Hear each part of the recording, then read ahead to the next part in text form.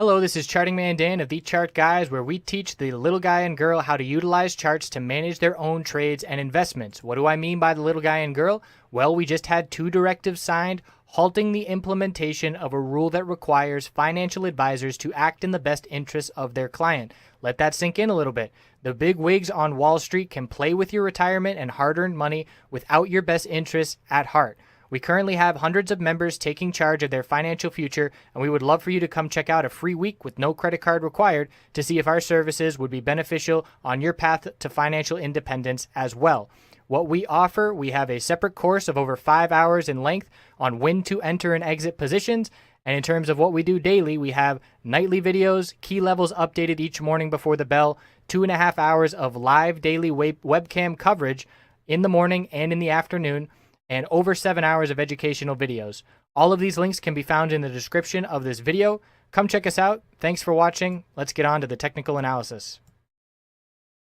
Checking in on the technology sector, XLK, Apple, and Facebook. Big turnaround day after an all-time high first thing in the morning. Huge bear volume, the highest volume we've seen in over 3 months, and a close at the low of the day, losing the middle Bollinger Band. All things are pointing to further downside. We need to be watching where momentum is heading at the end of the day, and it's heading to the downside. So I would not be surprised to see a gap down open in the S&P 500 or in XLK, some of these markets tomorrow with this week close. And even if we don't see a gap down open, we will be looking to test these lows and potentially see lower lows. So we are all bear mode right now. We've been waiting for the bears to prove to us, and they just proved to us in a big way. So we took back 5 bullish days to the upside, make that 7 bullish days to the upside in one bear day. And we do still have plenty of support to be watching. I'm looking down at 52.37, 52.07, 51.97. Bulls really want to hold 51.97. If we don't, we did not build support on the way up here. We very rapidly went from 50.30 up to 52. Not much support built in on this huge bull move to the upside. So that is why 51.97 is a very key support for the bulls to hold, and we might test that level tomorrow if this is momentum keeping up to the downside.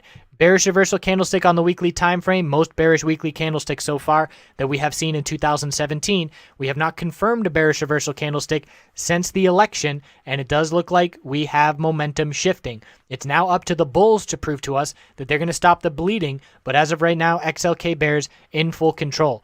Apple down at the low. Apple was a nice laggard play today. A lot of other tech names saw weakness and dumped. Apple held up. That allowed us an opportunity to get in bearish before its dump started. So we saw a close at the low, no lower wick, momentum favoring the bears, high bear volume the last two of the last 3 days. That was Friday, the quad witching or triple witching, but we have momentum to the downside. So the next support that we're looking at is the daily middle Bollinger Band, which has held all of 2017. That level is going to be right above 139 tomorrow. And if we lose that level, I would say the must hold is 135.07. Otherwise, we're looking down at 135.28. So 137.05 was that level, and then 135.28. So bears are in control in the short term, and we're looking for further downside tomorrow. We are looking to test this middle Bollinger Band tomorrow. The question is going to be, where do we close by the end of the day? Very clear bearish reversal candlestick on the weekly time frame here. And even if we see a recovery by the bulls, it's still very likely to be a reversal candlestick. So the momentum is shifting. Apple has a lot of room to the downside. We could consolidate to a 130 and it would still be normal, healthy consolidation. And that's just because in the past 5 months, we have just shot straight up like a rocket. We need to consolidate. This is the signal that consolidation is beginning. So Apple bears are in control, and we're looking to test that middle Bollinger Band. Facebook bears are in control after a new all-time high, closing down near the low of the day. High bear volume, no lower wick. Momentum favoring the bears. The middle Bollinger Band has held all of 2017. We're going to test that level tomorrow, and we're going to be looking down at the next support, 136.08 if we lose that middle Bollinger Band, and then I'm looking at 134.75. Bearish reversal candlestick, an inverted hammer on the weekly time frame, and same thing, even if we see a recovery, we're going to see a bearish reversal candlestick this week, pretty much no matter what, unless it is a massive recovery very quickly.